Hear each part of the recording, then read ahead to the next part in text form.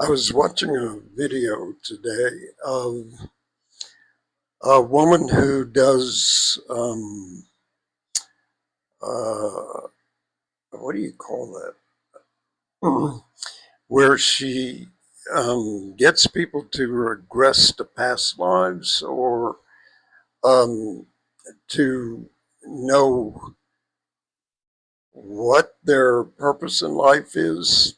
One of the things she said that struck me was we come into this world with more than one purpose. It's not just one thing we want to do, it's probably a whole menu of things. I have been reading a lot and watching videos of Michael Mead, who talks about how we are seated with something in our soul that is only ours, that is unique, that is eccentric, that is our real reason for being born. And I realize now I was thinking of it as a single thing. I don't feel that myself. My, um, I had a list of things that I always wanted to do, and they were pretty insistent. I did want to get out and see the world, but I wanted to experience, and not just on a surface level, I wanted to experience other cultures. And for me, that meant the art, the history, the ambience, and the language. I wanted to get the language. I wanted the music of it. I wanted to imitate it.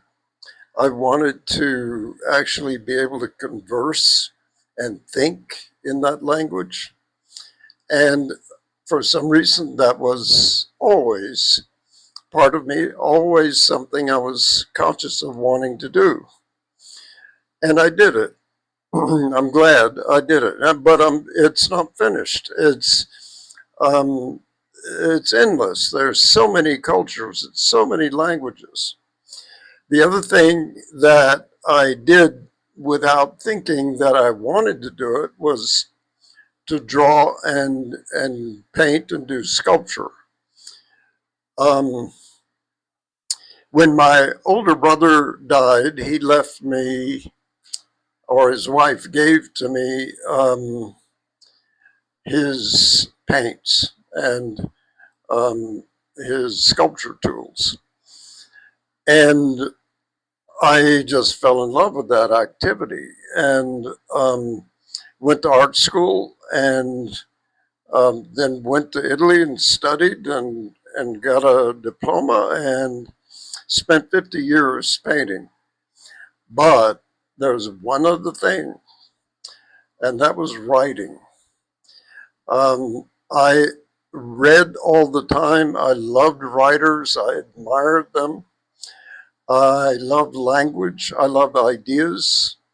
I wrote every day, even though I was painting and doing other things. I kept these extensive journals.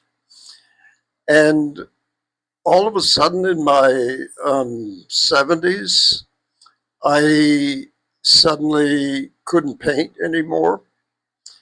And it, it was, it looks obvious to me now when I'm looking back that writing just surged and I started being unable not to write.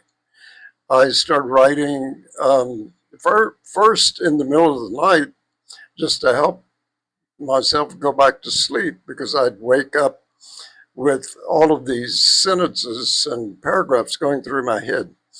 So now I have published some books. I write every day and publish online. Um, I don't think of very many other purposes. I did want to be happily married. I did want um, the pleasures in life and learning about how various cultures find their joys and their pleasures. And in France, it was definitely around food, food and wine. And that was a tremendous exploration. So, it's not over. I'm only 85. So I will keep on keeping on doing that kind of exploration. But now, out of the blue, I'm making YouTube videos. Now, that's not something I was ever aware I wanted to do.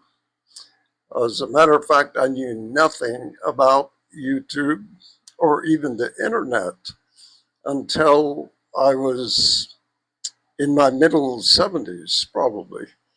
So that's recent. But it does involve communication. It does involve ideas. It does involve finding meaning in things. Putting it all together with the need for beauty, the need for inspiration, the need for ideas. I realize now if I'm living as myself, that's who I am and that's what I need to be doing. I think everybody has some version of that. Uh, I, every single human being has got some driving thing. Yes, I know we call it passion, and people make fun of that word, but that's what it comes down to. And we all have it if we can find it.